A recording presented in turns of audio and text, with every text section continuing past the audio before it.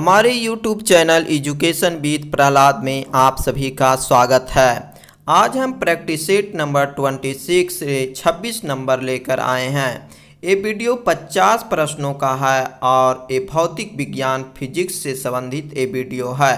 और हमारे YouTube channel पर एजुकेशन विद प्रहलाद पर पहली बार वीडियो देख रहे हैं तो चैनल को सब्सक्राइब कर घंटी के निशान को ऑल पे सेलेक्ट कर लीजिएगा। और वीडियो अच्छा लगा हो तो लाइक कमेंट और अपने 10 दोस्तों के पास शेयर भी करिएगा। तो एक तरह से टेस्ट के रूप में दीजिए और 50 प्रश्नों में से 30 प्रश्न सही करके दिखाइए। तो चलिए वीडियो को शुरू करते हैं। Let's start. न्यूटन ने प्रिंसिपिया नामक पुस्तक कब लिखे थे? इस वीडियो का फर्स्ट नंबर पहला प्रश्न संख्या है कि न्यूटन ने प्रिंसिपिया नामक पुस्तक कब लिखे थे। आपके पास 9 सेकंड का समय दिया जा रहा है और उसके बाद हम उत्तर को बताएंगे। तो आप लोग 9 सेकंड से पहले प्रश्न का उत्तर सोच लीजिए। तो न्यूटन ने प्रिंसिपिया नामक पुस्तक कब लिखे थे? 1687 ईस्वी। न्यूटन के प्रथम नियम को और किस नाम से जानते हैं? प्रत्येक प्रश्न के लिए आपको 9 सेकंड का समय दिया जाएगा। तो न्यूटन के प्रथम नियम को और किस नाम से जानते हैं? उत्तर जानते हैं तो कमेंट बॉक्स में भी कमेंट करके उत्तर बता सकते हैं। तो न्यूटन के प्रथम नियम को गैलीलियो का नियम या जड़त्व का नियम भी कहते हैं। वीडियो अच्छा लग रहा हो तो लाइक जरूर कर दीजिएगा। न्यूटन के प्रथम नियम से क्या प्राप्त होता है? इस वीडियो का 3 नंबर प्रश्न संख्या है कि न्यूटन के प्रथम नियम से क्या प्राप्त होता है। आपको एक जगह इकट्ठा करके तीनों नियम के बारे में बताया गया है। तो न्यूटन के प्रथम नियम से क्या प्राप्त होता है? 9 सेकंड समय प्रत्येक क्वेश्चन के उत्तर बताने से पहले दिया जाएगा। तो न्यूटन के प्रथम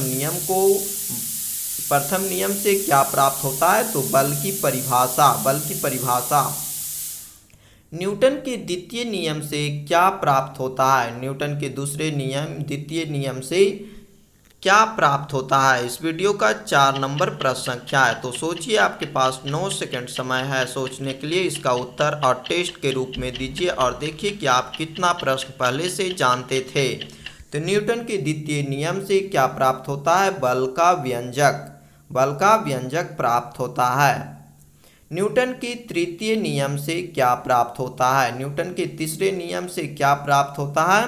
आपके पास 9 सेकंड समय दिया जाएगा प्रत्येक क्वेश्चन की उत्तर बताने से पहले। तो आप लोग सोचिए और टेस्ट के रूप में देते जाइए और देखते जाइए कि कौन कौन सा प्रश्न और कितना प्रश्न सही हो पाता है 50 में। तो न्यूटन के तृतीय नियम से बल का गुण प्राप्त होता है।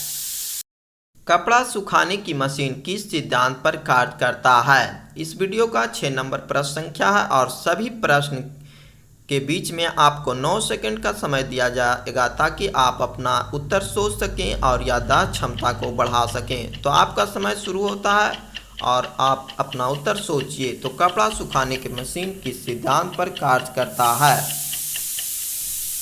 अपकेंद्रीय बल के सिद्धांत पर कार्य करता है। अपकेंद्रीय बल। दूध से मक्खन निकालने की मशीन किस सिद्धांत पर कार्य करता है? दूध से मक्खन निकालने की मशीन किस सिद्धांत पर कार्य करता है? आपके पास 9 सेकंड दिया जा रहा है। तो आप अपना उत्तर सोचिए और देखिए कि आप 50 प्रश्नों में से कितना प्रश्न सही कर पा रहे हैं। तो दूध से मक्खन निकालने की मशीन किस सिद्धांत पर कार्य करता है? तो अपकेंद्रीय बल के सिद्धांत पर कार्य करता है। उत्तोलक कितने प्रकार के होते हैं? इस वीडियो का 8 नंबर प्रश्न संख्या है कि उत्तोलक कितने प्रकार के हैं। और वीडियो अच्छा लग रहा हो तो लाइक कमेंट जरूर करिएगा। और हमारे चैनल एजुकेशन विद प्रहलाद में पहली बार वीडियो देख रहे हैं तो चैनल को सब्सक्राइब कर घंटी के निशान को ऑल पे सेलेक्ट कर लीजिएगा ताकि इस तरह की वीडियो सबसे पहले आप तक पहुँचे। तो उत्तोलक कितने प्रकार के होते हैं? 3 प्रकार के होते हैं। प्रथम श्रेणी, द्वितीय श्रेणी और तृतीय श्रेणी का उत्तोलक। कैंचिपिलासिडासी किस श्रेणी का उत्तोलक है? इस वीडियो का 9 नंबर प्रश्न संख्या है और इस वीडियो में सभी प्रश्न महत्वपूर्ण है। तो लास्ट तक वीडियो को देखिएगा और हम आपको बताएंगे ट्रिक के माध्यम से भी कि किस तरह से याद रखेंगे। तो कैंचिपिलासिडासी किस श्रेणी का उत्तोलक है? तो कैंची पिलासी डासी प्रथम श्रेणी का उत्तोलक है, जिसमें बीच में पॉइंट रहता है, नट रहता है, वो प्रथम श्रेणी का उत्तोलक कहलाता है।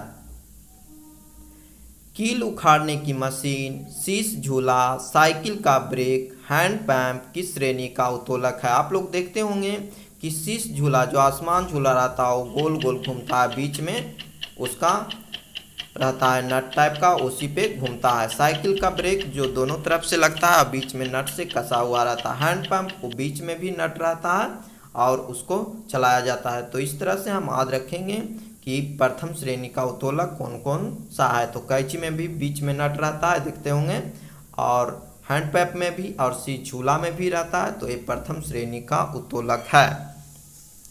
सरौता नींबू निचोड़ने की मशीन, एक पहिए कूड़ा ढोने की गाड़ी किस श्रेणी का उत्तोलक है? 11 नंबर प्रश्न संख्या है इस वीडियो का कि सरौता नींबू निचोड़ने की मशीन, एक पहिए कूड़ा ढोने की गाड़ी किस श्रेणी का उत्तोलक है? आपके पास 9 सेकंड समय दिया जा रहा है और आप अपना याददाश्त क्षमता को बढ़ाइए और अपना उत्तर बताइएगा। किस श्रेणी का उत्तोलक है? द्वितीय श्रेणी का उत्तोलक है। सरौता नींबू निचोड़ने की मशीन, एक पहिए कूड़ा ढोने की गाड़ी द्वितीय श्रेणी का। चिमटा मनुष्य का हाथ, किसान का हल किस श्रेणी का उत्तोलक है?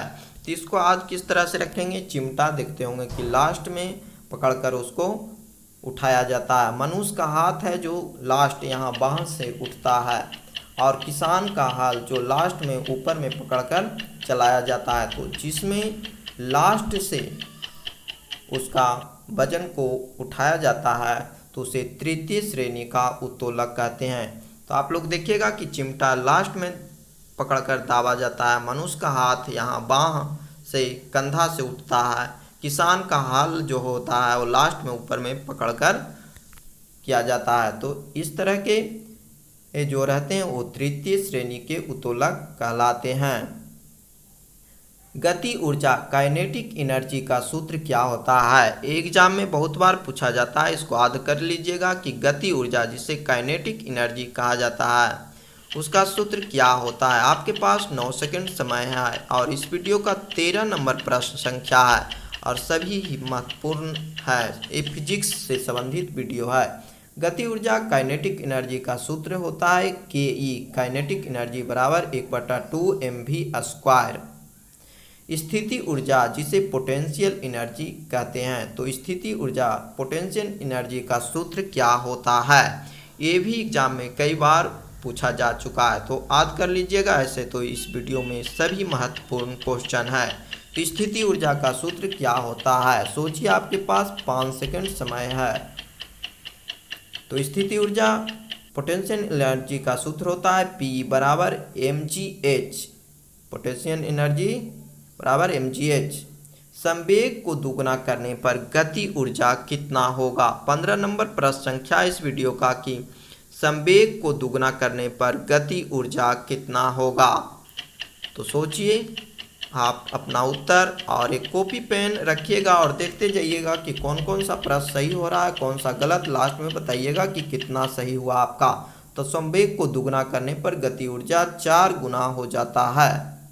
कार्य करने की दर को क्या कहते हैं? 16 नंबर प्रश्न संख्या इस वीडियो का कि कार्य करने की दर को क्या कहा जाता है। इससे पहले फिजिक्स का 25 नंबर सेट दिया गया है, उसको भी आप लोग जरूर देखिएगा। भौतिक विज्ञान से संबंधित वो भी सेट दिया गया है। कार्य करने की दर को क्या कहते हैं? शक्ति। शक्ति का एसआई मात्रक क्या होता है? 17 नंबर प्रश्न संख्या है और ये फिजिक्स का दूसरा वीडियो है। 26 नंबर सेट, इससे पहले 25 नंबर सेट जो दिया गया है वह भौतिक विज्ञान का पहला सेट है। शक्ति का एसआई मात्रक वाट होता है जिसे W से संकेत करते हैं। शक्ति का एसआई मात्रक वाट किनके नाम पर रखा गया है? शक्ति का जो मात्रक है वाट वह किनके नाम पर रखा गया है? जानते हैं तो इसका उत्तर कमेंट बॉक्स में कमेंट करके जरूर बताइएगा। तो शक्ति का एसआई मात्रक वाट किनके नाम पर रखा गया है? 9 सेकंड समय है आपके पास, सोचिए इसका उत्तर। तो शक्ति का एसआई मात्रक वाट किनके नाम पर रखा गया है? वैज्ञानिक जेम्स वाट के नाम पर शक्ति का मात्रक वाट रखा गया है, जेम्स वाट के नाम पे। त्वरण ज्ञात करने का सही सूत्र क्या है? ये भी कई बार एग्जाम में पूछा जा चुका है, तो इसको भी इस सूत्र को याद रखिएगा कि त्वरण ज्ञात करने का सही सूत्र क्या होता है। तो सोचिए, आपके पास 9 सेकंड समय है कि त्वरण का सूत्र क्या होता है। त्वरण का सूत्र क्या होता है? ए बराबर v minus u by t. A बराबर v minus u by t. Cricket के गेंद को किस कोण से मारा जाना चाहिए कि अधिकतम दूरी तक जा सके? क्रिकेट के गेंद को किस कोण से मारा जाना चाहिए कि वह अधिकतम दूरी तय करे, अधिकतम दूर तक जा सके? तो वो वीडियो का 20 नंबर प्रश्न संख्या है 20। और आप लोग वीडियो अच्छा लग रहा हो तो आप लोग को तो लाइक ज़रूर करिएगा। तो 45 डिग्री के कोण से मारने पर अधिकतम दूरी तय करेगा। लिफ्ट में मनुष्य का प्रत्यक्ष वजन वास्तविक वजन से कम कब रहता है? लिफ्ट में मनुष्य का प्रत्यक्ष वजन वास्तविक वजन से कम कब रहता है, कब महसूस होता है? लिफ्ट में मनुष्य का प्रत्यक्ष वजन वास्तविक वजन से कम कब रहता है? जब लिफ्ट तेजी से नीचे आ रही हो। देखते होंगे जब नीचे आते होंगे तो कम लगता होगा। गैस भरे गुब्बारे का नाखून की तुलना में सुई से फटना आसान क्यों होता है? गैस से भरे गुब्बारे का नाखून की तुलना में सुई से फाड़ने पर आसान क्यों होता है? तो बताइए कि क्यों होता है। आपके पास 9 सेकंड समय है। और ये भौतिक विज्ञान फिजिक्स का दूसरा वीडियो है, तो पहला वीडियो भी ज़रूर देखिएगा ताकि बेहतर ढंग से याद होता चला जाए। तो सुई गुब्बारे पर नाखून की तुलना में अधिक दाब डालती है। किसने न्यूटन से पूर्व ही बता दिया था कि सभी वस्तुएं पृथ्वी की ओर गुरुत्वाकर्षित होती है? इस चैनल पे जीके जीएस और करेंट अफेयर्स के भी प्रश्न दिए जाते हैं। बीच बीच में आपको 3-4 दिन के बाद गैपिंग करके करेंट अफेयर्स का भी क्वेश्चन दिया जाता है, तो उसको भी देखिएगा। और भौतिक विज्ञान का दूसरा सेट है, तो भौतिक विज्ञान का पहला सेट भी जरूर देखिएगा। किसने न्यूटन से पूर्व बता दिया था कि सभी वस्तुएं पृथ्वी की ओर गुरुत्वाकर्षित होती है? ब्रह्मगुप्त। जी का मान क्या होता है? बड़ी जी। छोटी जी होता है, एक बड़ी जी होता है। बड़ी जी का मान क्या होता है? 24 नंबर प्रश्न संख्या इस वीडियो का कि बड़ी जी का मान कितना होता है? तो इसका उत्तर आप लोग जानते होंगे, तो सोचिए कि बड़ी जी का मान क्या होता है। 6.67 गुना 10⁻⁻11 न्यूटन मीटर स्क्वायर प्रति केजी स्क्वायर। छोटी जी का मान कितना होता है? इस वीडियो का 25 नंबर प्रश्न संख्या है और आपको बताना है कि छोटी जी का मान कितना होता है। आपके पास 9 सेकंड समय दिया जा रहा है, आप इसका उत्तर सोच सकते हैं। तो छोटी जी का मान कितना होता है, इसको याद रखिएगा कि छोटी जी का मान कितना होता है। तो 9.8 मीटर प्रति सेकंड स्क्वायर होता है। मात्रक भी याद रखिएगा। पृथ्वी की सतह से ऊपर या नीचे जाने पर जी का मान क्या होता है? पृथ्वी के ऊपर या नीचे जाने पर जी का मान क्या होता है? घटता है, बढ़ता है? ये आपको बताना है कि पृथ्वी की सतह से ऊपर या नीचे जाने पर छोटी जी का मान क्या होता है। आपके पास 9 सेकंड समय है और इसका उत्तर आप सोच सकते हैं, तो सोचिए और उत्तर बताइए। तो पृथ्वी की सतह से ऊपर या नीचे जाने पर छोटी जी का मान घटता है, याद रखिएगा इसको। पृथ्वी के ध्रुव पोल पर जी का मान क्या होता है? पृथ्वी के ध्रुव जिसे पोल कहते हैं, पोल पर जी का मान क्या होता है? पृथ्वी के ध्रुव पर छोटी जी का मान कितना होता है? आपके पास 9 सेकंड है और इसका उत्तर आप सोचिए। ये कई बार एग्जामों में पूछा जाता है कि पृथ्वी के ध्रुव पर छोटी जी का मान कितना होता है? तो महत्तम होता है, मतलब अधिकतम होता है, अधिकतम होता है।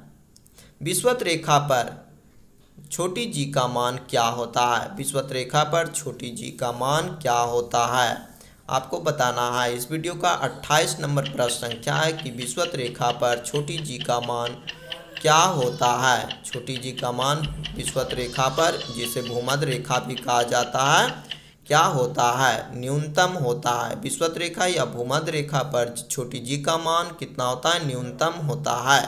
पृथ्वी की घूर्णन गति बढ़ने पर जी का मान क्या होता है? छोटी जी का मान क्या होता है? पृथ्वी की घूर्णन गति बढ़ने पर वो स्पीड से घूमेगा तो छोटी जी का मान क्या होगा?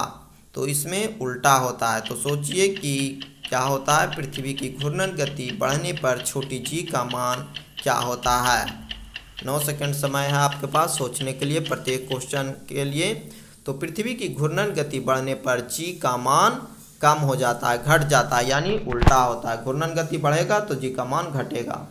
पृथ्वी की घूर्णन गति घटने पर जी का मान क्या होता है? जब पृथ्वी धीरे धीरे यानी स्पीड से नहीं, धीमा घूमेगा, पृथ्वी की घूर्णन गति घटने पर छोटी जी का मान क्या होता है? यानी जी का मान क्या होता है जब घूर्णन गति घटेगा तो जी का मान क्या होगा? तो अभी बताएं कि उल्टा होता है। जब घूर्णन गति घटेगा तो जी का मान बढ़ेगा, और जब घूर्णन गति बढ़ेगा तो जी का मान घटेगा।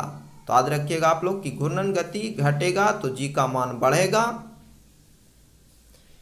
31 नंबर प्रश्न संख्या इस वीडियो का कि यदि पृथ्वी अपने वर्तमान कोणीय चाल से 17 गुनी अधिक चाल से घूमने लगे तो भूमध्य रेखा पर रखी वस्तु का भार क्या होगा? तो यदि पृथ्वी अपने वर्तमान कोणीय चाल से 17 गुनी अधिक चाल से घूमने लगे तो भूमध्य रेखा पर रखी वस्तु का भार क्या होगा? आपके पास 9 सेकंड समय है। तो भूमध्य रेखा को ये विषुवत रेखा कहा जाता है, आप लोग याद रखिएगा, और ध्रुव पोल कहा जाता है। तो यदि पृथ्वी अपने वर्तमान कोणीय चाल से 17 गुनी अधिक चाल से घूमने लगे तो भूमध्य रेखा पर रखी वस्तु का भार क्या होगा? शून्य हो जाएगा, शून्य हो जाएगा। जब लिफ्ट ऊपर की ओर जाती है तो लिफ्ट में स्थित पिंड का भार क्या होगा? तो आप लोग लिफ्ट चढ़ते होंगे लिफ्ट के द्वारा, तो आप ऊपर जब चढ़ते होंगे तो महसूस होता होगा कि लिफ्ट का भार क्या होता है। तो लिफ्ट में जब रहते हैं तो आपका भार कैसा महसूस होता है? तो सोचकर भी बता सकते हैं कि जब लिफ्ट ऊपर की ओर जाती है तो लिफ्ट में स्थित पिंड का भार क्या होता है? तो बढ़ जाता है, बढ़ा हुआ प्रतीत होता है, बढ़ जाता है। जब लिफ्ट नीचे की ओर आती है तो लिफ्ट में स्थित पिंड का भार क्या होता है? जब लिफ्ट में चढ़ते हैं तो नीचे की ओर उतरना है आपको, तो आपका भार कैसा महसूस होता है? जब लिफ्ट के द्वारा नीचे उतरते हैं तो इस तरह से आप लोग सोचकर थोड़ा सा बता सकते हैं कि जब लिफ्ट नीचे की ओर आती है तो लिफ्ट में स्थित पिंड का भार क्या होता है? आप कैसा महसूस करते हैं जब लिफ्ट से नीचे उतरते हैं? तो जब लिफ्ट से नीचे की ओर आती है तो लिफ्ट में स्थित पिंड का भार क्या होता है? घट जाता है या घटा हुआ महसूस होता है, घट जाता है। जब लिफ्ट एक समान वेग से ऊपर या नीचे गति करती है तो लिफ्ट में स्थित पिंड के भार में क्या होता है? जब लिफ्ट एक समान वेग से ऊपर या नीचे गति करती है तो लिफ्ट में स्थित पिंड के भार में क्या होता है? इसको याद रखिएगा। लिफ्ट वाले सारे प्रश्न को कई बार एग्जामों में पूछा जा चुका है। तो जब लिफ्ट एक समान वेग से ऊपर या नीचे गति करती है तो लिफ्ट में स्थित पिंड के भार में क्या होता है? क्या हो जाता है? कोई परिवर्तन नहीं होता है। जब लिफ्ट एक समान वेग से ऊपर या नीचे गति करती है तो लिफ्ट में स्थित पिंड का भार कोई परिवर्तन नहीं होता है। यदि नीचे उतरते समय लिफ्ट की डोरी टूट जाए तो लिफ्ट में स्थित पिंड का भार क्या होगा? यदि नीचे उतरते समय लिफ्ट की डोरी टूट जाए तो लिफ्ट में स्थित पिंड का भार क्या होगा? जब लिफ्ट की डोरी टूट जाएगा नीचे आते समय तो एक वह नीचे गिर जाएगा, तो स्थित पिंड का भार क्या होगा? आपको बताना है। 9 सेकंड समय है आपके पास। तो नीचे उतरते समय लिफ्ट की डोरी टूट जाए तो लिफ्ट में स्थित पिंड का भार क्या होगा? तो शून्य हो जाएगा। जब डोरी टूटेगा और नीचे लिफ्ट आते रहेगा तो स्थित पिंड का भार शून्य हो जाएगा। लिफ्ट के नीचे उतरते समय लिफ्ट का त्वरण गुरुत्वीय त्वरण से अधिक हो तो लिफ्ट में स्थित पिंड का क्या होगा? आपको बताना है। आपके प्रत्येक क्वेश्चन में 9 सेकंड का समय दिया जाएगा। और वीडियो अच्छा लग रहा हो तो लाइक करिएगा, कमेंट करिएगा और अपने 10 दोस्तों के पास शेयर जरूर करिएगा वीडियो को। इससे पहले जो वीडियो दिया गया है सारे वीडियो को जरूर देखिएगा। तो लिफ्ट के नीचे उतरते समय लिफ्ट का त्वरण गुरुत्वीय त्वरण से अधिक हो तो लिफ्ट में स्थित पिंड क्या होगा, छत से जाकर टकराएगा। बुध ग्रह का परिक्रमण काल कितना होता है? बुध ग्रह का परिक्रमण काल कितना होता है आपको बताना है। आपका 9 सेकंड समय दिया जा रहा है। ये वीडियो का 37 नंबर प्रश्न संख्या है। तो बुध ग्रह का परिक्रमण काल कितना होता है? तो 88 दिन होता है बुध ग्रह का परिक्रमण काल। वरुण नेपच्यून जिसको कहते हैं ग्रह का परिक्रमण काल कितना होता है? वरुण ग्रह नेपच्यून का परिक्रमण काल कितना होता है? तो कितना होता है? अभी वर्तमान में 8 ग्रह हैं। तो वरुण नेपच्यून ग्रह का परिक्रमण काल कितना होता है? 165 वर्ष होता है। पृथ्वी के अति निकट चक्कर लगाने वाले उपग्रह का परिक्रमण काल कितना होता है? 39 नंबर प्रश्न संख्या है इस वीडियो का कि पृथ्वी के अति निकट चक्कर लगाने वाले उपग्रह का परिक्रमण काल कितना होता है? कितना होता है परिक्रमण काल? 9 सेकंड समय है आपके पास और अब आप इसका उत्तर सोच सकते हैं। तो पृथ्वी के अति निकट चक्कर लगाने वाले उपग्रह का परिक्रमण काल कितना होता है? 1 घंटा 24 मिनट और कहीं कहीं आपको 84 मिनट भी मिलेगा। तो 60 मिनट प्लस 24 मिनट 84 मिनट। भूस्थायी उपग्रह पृथ्वी से कितनी ऊंचाई पर रहता है? भूस्थायी उपग्रह पृथ्वी से कितनी ऊंचाई पर रहता है? इस वीडियो का 40 नंबर प्रश्न संख्या और हमारे चैनल एजुकेशन विद प्रहलाद में पहली बार वीडियो देख रहे हैं तो चैनल को सब्सक्राइब कर घंटी के निशान को ऑल पे सेलेक्ट जरूर कर लीजिएगा। भूस्थायी उपग्रह पृथ्वी से कितनी ऊंचाई पर रहता है? ये भी कई बार एग्जाम में पूछा जा चुका है। तो 36,000 किलोमीटर की ऊंचाई पर रहता है। पृथ्वी का पलायन वेग कितना होता है? पलायन वेग का मतलब होता है कि जब कोई वस्तु को पृथ्वी पर से या जिसका पलायन वेग रहेगा उससे उतना के स्पीड से फेंक देने से वह पुनः उस स्थान पर या पृथ्वी पर नहीं पहुंचे तो उसी को पलायन वेग कहा जाता है। देखते होंगे कि जब कोई वस्तु को पृथ्वी पर से फेंकते हैं तो वह पुनः पृथ्वी पर आ जाता है। तो उसका एक मान है जितना के स्पीड से फेंक देने पर वह पुनः पृथ्वी पर नहीं आएगा, उसी को पलायन वेग कहते हैं। तो पृथ्वी का पलायन वेग का मान 11.2 किलोमीटर पर सेकेंड होता है। चंद्रमा का पलायन वेग का मान कितना होता है? तो जिस तरह से पृथ्वी का पलायन वेग होता है उसी तरह से चंद्रमा का भी पलायन वेग होता है। यानी चंद्रमा पर से जब कोई वस्तु को कितना स्पीड से फेंकेंगे कि वह पुनः चंद्रमा पर नहीं पहुंच पाएगा। तो चंद्रमा का पलायन वेग कितना होता है याद रखिएगा आप लोग। पृथ्वी का पलायन वेग, चंद्रमा और सूर्य का पलायन वेग एक जगह इकट्ठा करके दिए हैं। तो चंद्रमा का पलायन वेग होता है 2.37 किलोमीटर पर सेकेंड। सूर्य का पलायन वेग का मान कितना होता है? तो पलायन वेग का मतलब होता है कि सूर्य पर से जब कोई वस्तु को कितना स्पीड से फेंक देने से वह पुनः सूर्य पर नहीं पहुंच पाएगा। तो आप लोग जानते हैं तो इसका उत्तर बताइए। आपको हम इकट्ठा करके याद करने की दृष्टि से दिए हैं ताकि आप लोग याद कर लें। तो सूर्य का पलायन वेग का मान कितना होता है? 11 किलोमीटर पर सेकेंड होता है। तो इन सभी का मात्रक भी साथ में याद रखिएगा कि किलोमीटर पर सेकेंड में होता है। तो सूर्य का पलायन वेग का मान 42 किलोमीटर पर सेकेंड होता है। उतना के स्पीड से फेंक देने पर वह पुनः सूर्य पर नहीं पहुंचेगा कोई भी वस्तु। पलायन वेग कक्षीय वेग का कितना गुना होता है? 44 नंबर प्रश्न संख्या है कि पलायन वेग कक्षीय वेग का कितना गुना होता है? 44 नंबर प्रश्न संख्या है इस वीडियो का कि पलायन वेग कक्षीय वेग का कितना गुना होता है। 44 नंबर प्रश्न संख्या है कि पलायन वेग कक्षीय वेग का कितना गुना होता है। पलायन वेग के कक्षीय का कितना √2 गुना होता है। पलायन वेग कक्षीय वेग का √2 गुना होता है। पलायन वेग का सूत्र क्या होता है? 45 नंबर प्रश्न संख्या इस वीडियो का 45 कि पलायन वेग का सूत्र क्या होता है। आपके पास 9 सेकंड समय है और आप इसका उत्तर बता सकते हैं कि पलायन वेग का सूत्र क्या होता है। तो पलायन वेग का सूत्र होता है VE बराबर √2GRE। याद रखिएगा इसको। किसी ग्रह के चारों ओर परिक्रमा करने वाले पिंड को क्या कहते हैं? किसी ग्रह के चारों ओर परिक्रमा करने वाले पिंड को क्या कहते हैं? इस वीडियो का 46 नंबर प्रश्न संख्या है कि किसी ग्रह के चारों ओर परिक्रमा करने वाले पिंड को क्या कहते हैं। आपके पास 9 सेकंड समय है और इसका उत्तर आप लोग सोच सकते हैं। तो किसी ग्रह के चारों ओर परिक्रमा करने वाले पिंड को उपग्रह कहते हैं। उपग्रह कहते हैं।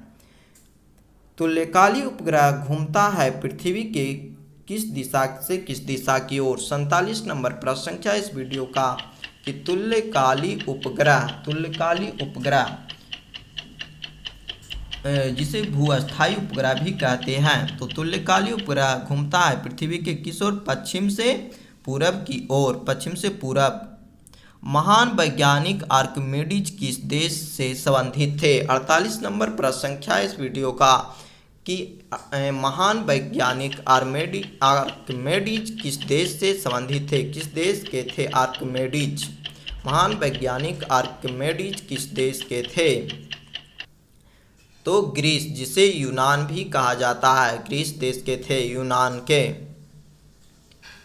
जब एक चल वस्तु की गति दुगनी हो जाती है तो उसकी गति ऊर्जा क्या होगा? जब एक चल वस्तु की गति दुगनी हो जाती है तो उसकी गति ऊर्जा क्या होगा? कितना गुना हो जाएगा? तो आपको बताना है। आपके पास 9 सेकंड समय दिया जा रहा है। जब एक चल वस्तु की गति दुगनी हो जाती है तो उसकी गति ऊर्जा क्या होता है? तो गति ऊर्जा उसका 4 गुनी हो जाती है। गति ऊर्जा कितना होगा? 4 गुना हो जाएगा। इस वीडियो का 50 नंबर प्रश्न संख्या की प्रत्येक क्रिया के बराबर परंतु विपरीत दिशा में प्रतिक्रिया होता है, किसका नियम है? आप लोग इसका कमेंट बॉक्स में कमेंट करके भी उत्तर बता सकते हैं। तो 9 सेकंड के बाद हम उत्तर इसका बताएंगे। तो प्रत्येक क्रिया के बराबर परंतु विपरीत दिशा में प्रतिक्रिया होता है, किसका नियम है? न्यूटन का तीसरा नियम है। न्यूटन का तीसरा नियम।